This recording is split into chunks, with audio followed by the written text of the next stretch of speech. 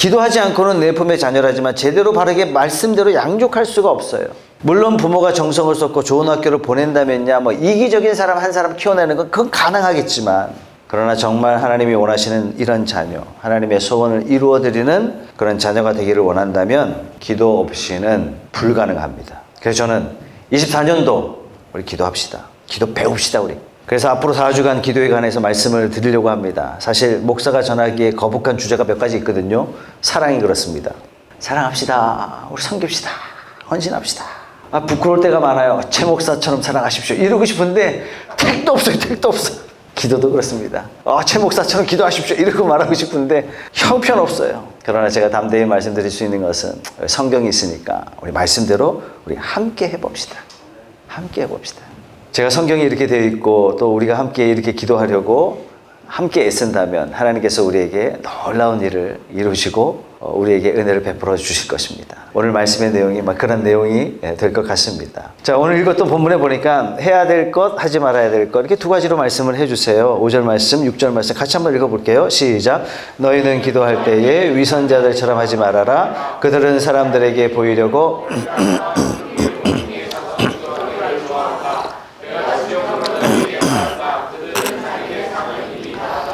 너희는 기도할 때에 골방에 들어가 문을 닫고서 숨어서 계시는 내 아버지께 기도하여라. 그리하면 숨어서 보시는 너의 아버지께서 너에게 갚아주실 것이다.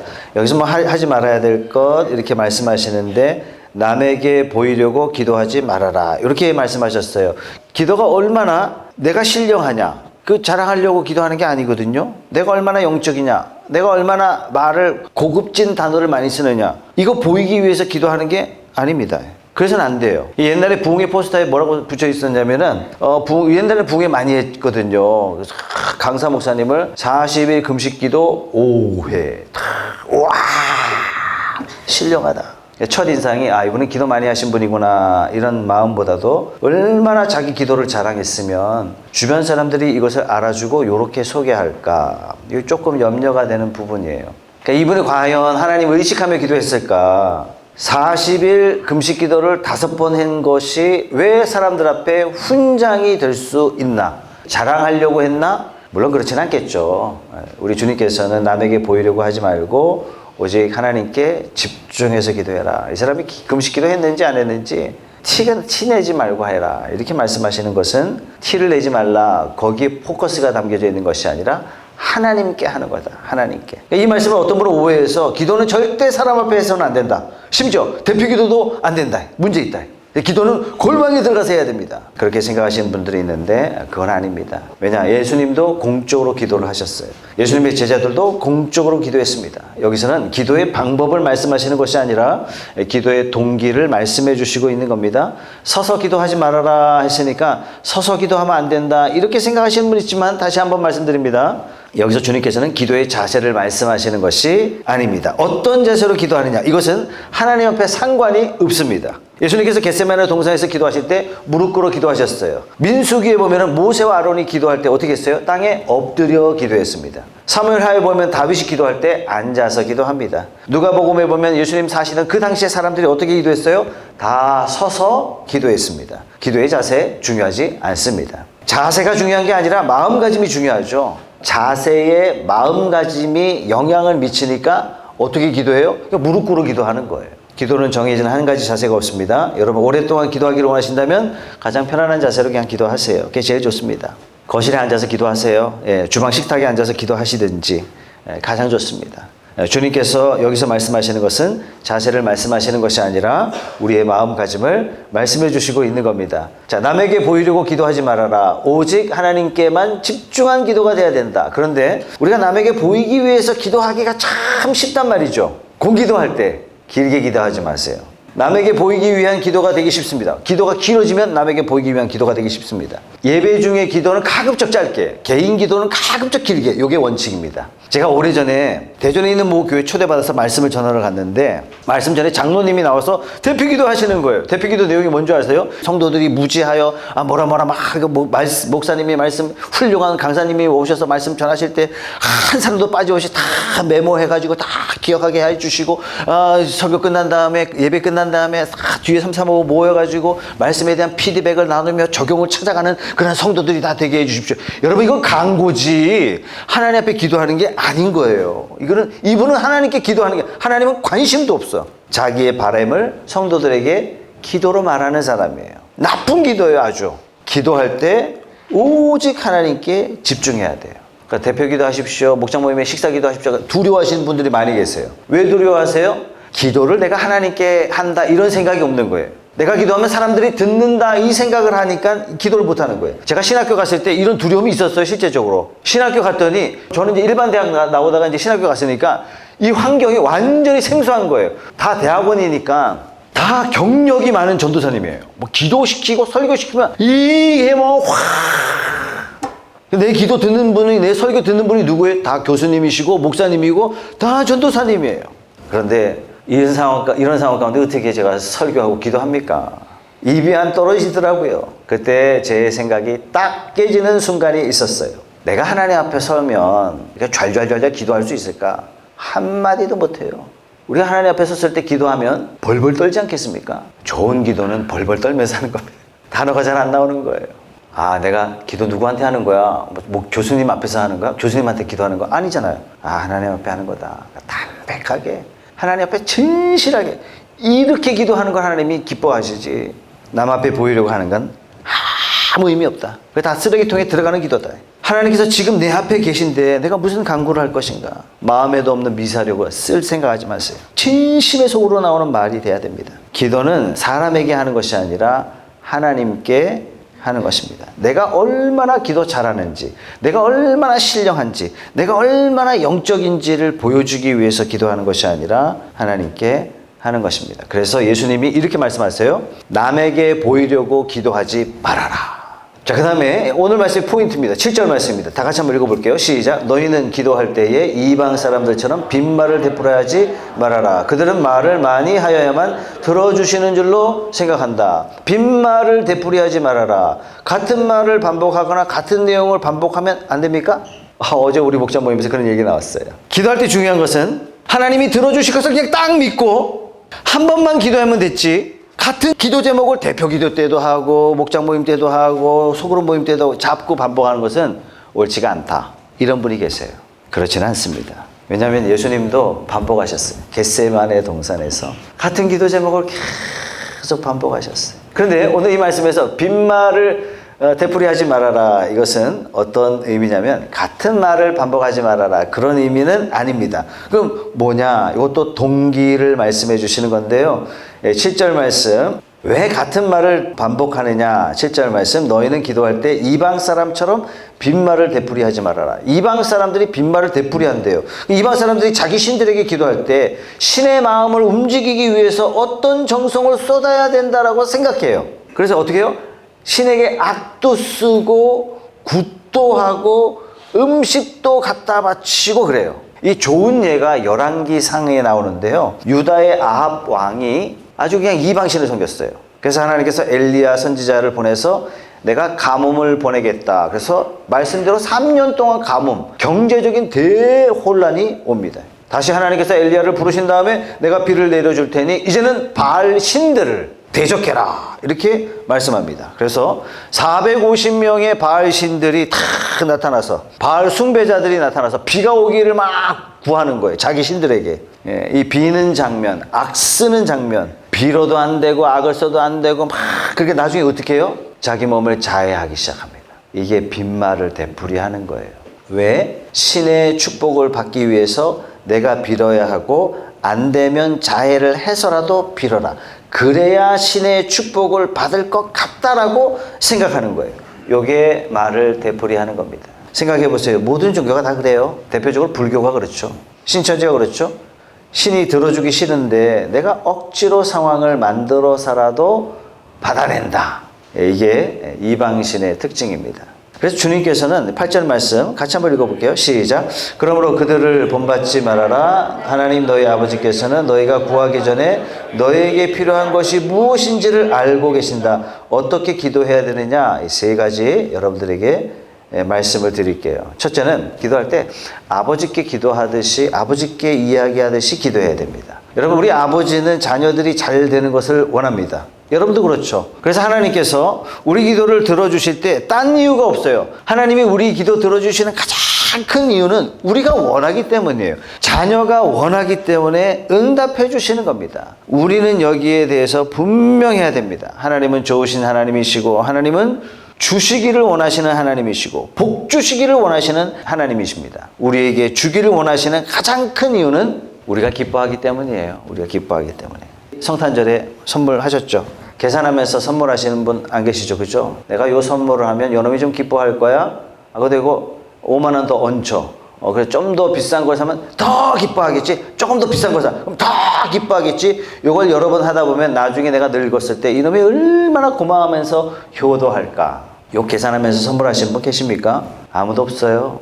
그저기 선물하면 이 아이가 얼마나 기뻐할까? 얼마나 행복할까? 이유는 딱 하나예요. 하나님께서 우리 기도 왜 들어주시느냐? 우리가 기뻐하는 것을 보기 위해서 우리가 원하는 것을 하나님께서 응답해 주시는 겁니다. 그래서 우리가 하나님께 기도할 때 마치 아버지에게 말하듯 기도해야 돼요. 기도가 사실은 편해야 됩니다.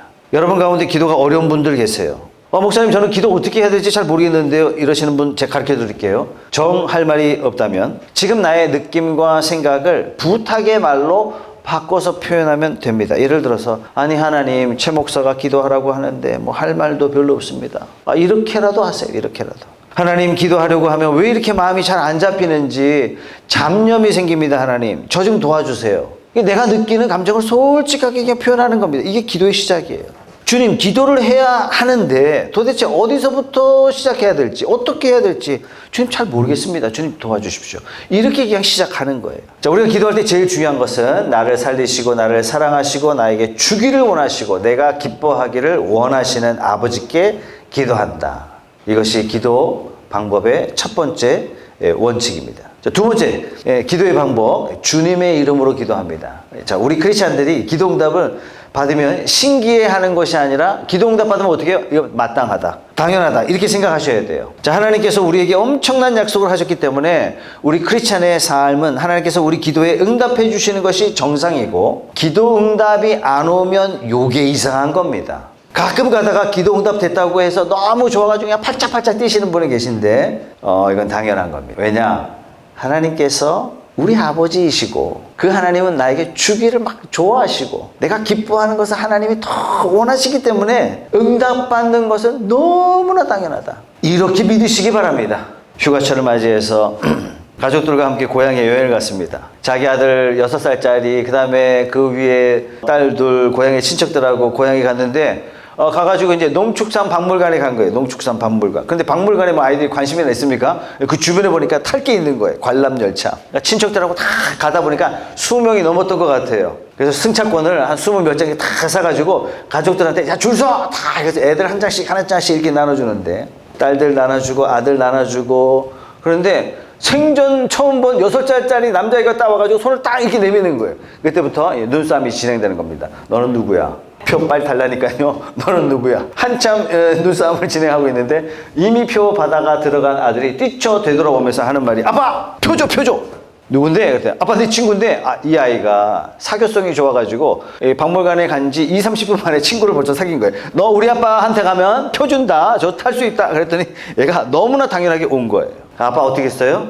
표 줬어요. 왜? 아들 봐서. 여러분 이게 주님의 이름으로 기도하는 원리예요. 생전 처음 보는 아이고 안 줘도 당연하지만 아들을 봐서, 아들 때문에, 아들 체면 생각해서, 아들을 위해서 표를 주는 거예요.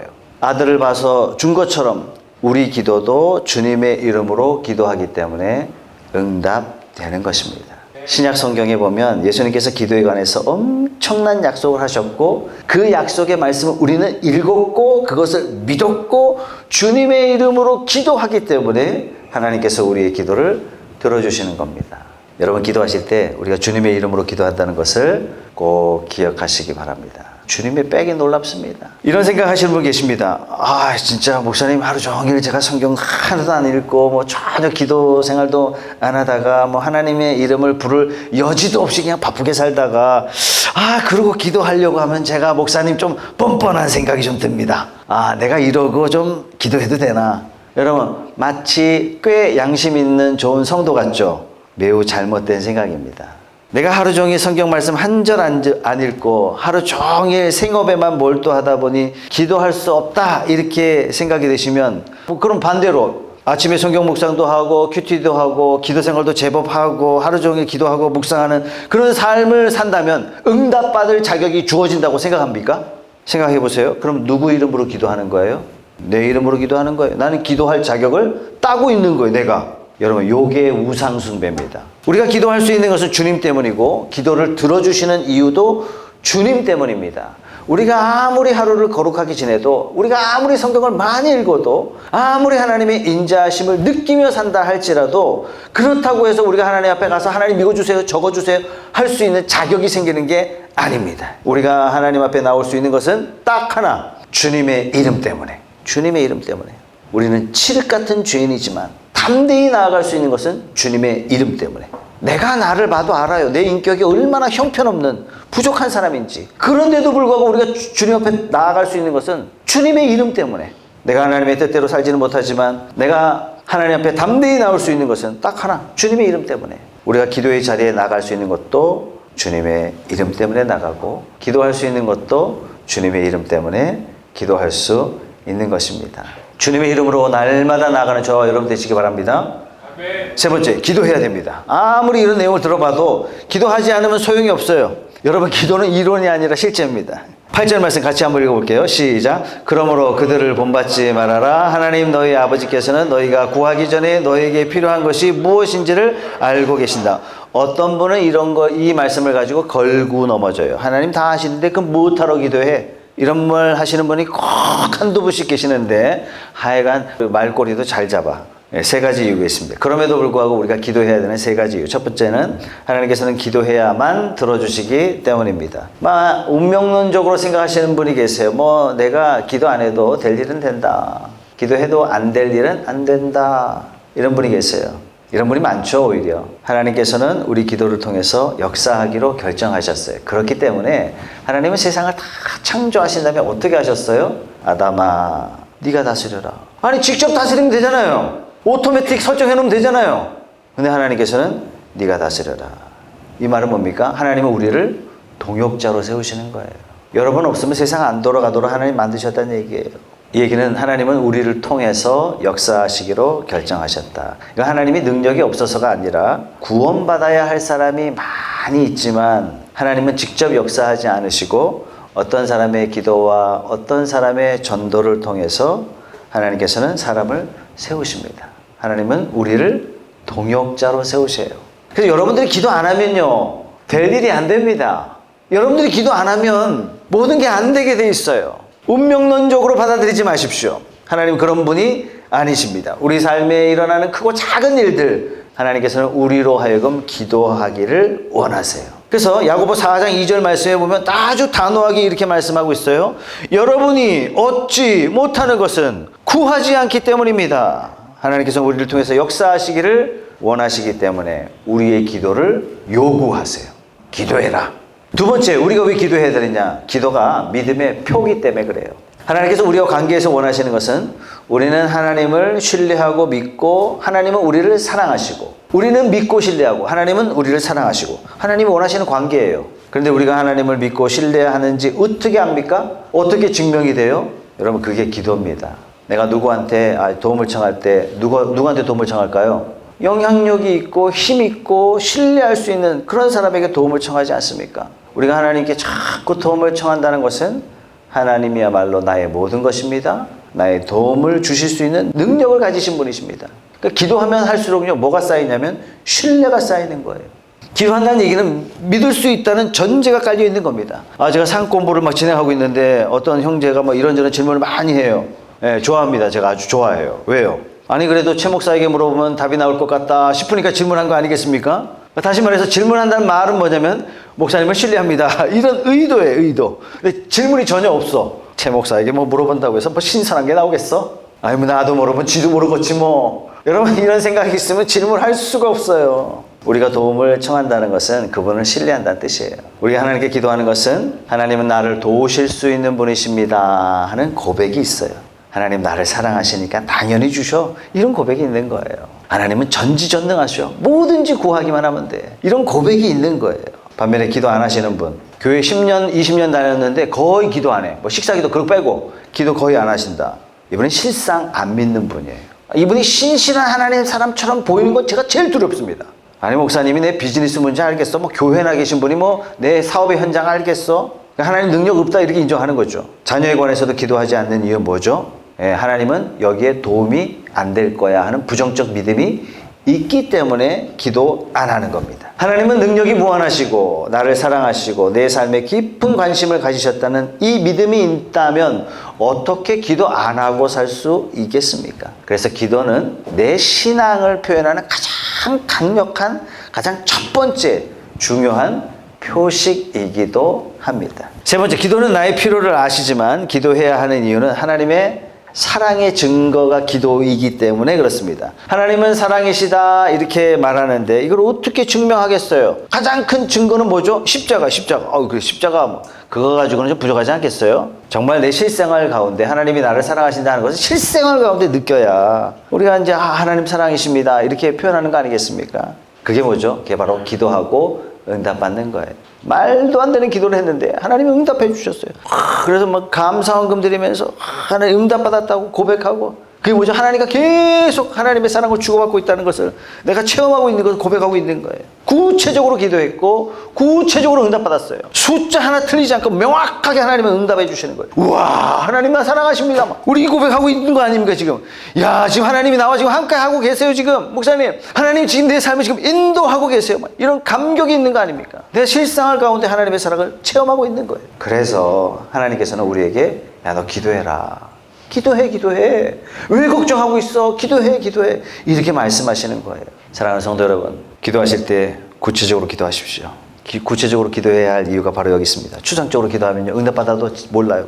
우리가 기도를 드릴 때 구체적으로 정확하게 기도드려야 됩니다. 하나님은 우리가 기도할 때까지 기다리시고 계십니다. 우리가 기도하지 않아도 하나님이 척척 알아서 해주시면 얼마나 좋을까요? 근데 요거 세상에 이처럼 나쁜 게 없습니다. 제 고등학교 다닐 때 강 건너에 워커힐 아파트가 있는데 저희 반에 제법 많은 아이들이 워커힐 아파트 출신이에요. 그때 당시에 워커힐 아파트는 대한민국 최고입니다. 뭐 제 동창이 대한제지 사장 아들, 크라운 맥주 사장 아들, 뭐 병뚜껑 사장 아들인데 엄청 부자야. 도대체 제 동기 중에 오토바이, 지금 생각해보니까 한 2천만 원짜리 오토바이예요. 아프다 그러니까 도요타 크라운을 애가 타고 와. 자기 차례. 와, 진짜. 근데 꼴초 중에 꼴초인데 저희 반이 66명이에요. 66명 중에 담배 피는 아이가 5-6명밖에 안 됐거든요. 그때만 해도. 근데 아버지 이야기만 하면 뭐라 그래요? 뭐 꼰대니 뭐니 그러면서 지 부모에 대해서 막 혹평을 쏟아내요. 필요한 거 다 채워지니까 좋은 사람 됐습니까? 아니에요. 하나님께서는 우리 필요를 아시지만 우리가 기도할 때까지 기다려 주십니다. 기도를 통해서 응답해 주셔서 하나님에 대한 신뢰를 가지고 감사하며 감격하며 살게 하십니다. 여러분 그거 아세요? 귀하면 귀한 것일수록 오래 기도하게 하십니다. 정말 중요한 것은 오래 기도하도록 하십니다. 그러다 기도 응답 받으면 하나님 살아계십니다. 하나님 정말 나를 사랑하십니다. 하나님이 정말 전지전능하십니다. 하나님 감사합니다. 그러니까 우리를 향한 하나님의 사랑을 확인하기 위해서 하나님께서 우리에게 야, 너 기도해. 성도 여러분, 우리는 먹고 살기 위해서 태어난 존재가 절대로 아닙니다. 먹고 살다가 하늘나라 가면 그게 얼마나 불행하겠어요. 가장 비참한 인생이라고 저는 생각합니다. 그래도 우리가 이 땅 사는 동안에 하나님과 함께 살면서 보람 있는 삶이 돼야 되지 않겠습니까? 이 땅 살면서 우리 가정이 하나님 앞에 의미 있는 가정이 돼야 되지 않겠습니까? 아니, 사업을 해도 이 사업장을 하나님께서 들어쓰시는, 하나님이 역사하시는 그런 현장이 돼야 되지 않겠습니까? 우리 교회 안에서 우리끼리 재밌으면 뭐합니까? 막 전도하고 이 사람들이 하나님 앞에 오고 막 목장이 막 초대가 되고 목장이 막 신이 나고 우리가 또 선교도 하고 막. 그런데 이런 일들은 다 우리 힘으로 할 수 없는 일들이에요. 전부 다. 그래서 기도합니다. 24년도 기도합시다. 시간 나면 기도합시다. 기도를 배우는 성도님들 되십시오. 2000년 전에 약속하신 그 주님의 말씀이 우리의 삶 가운데 막 체험이 되어지고 와 지금도 살아계셔 지금도 목사님 우리를 걷고 있습니다. 내 기도를 통해서 나타내시는구나. 이런 아름다운 간증이 저와 여러분의 삶 가운데 풍성하기를 주님의 이름으로 축복합니다.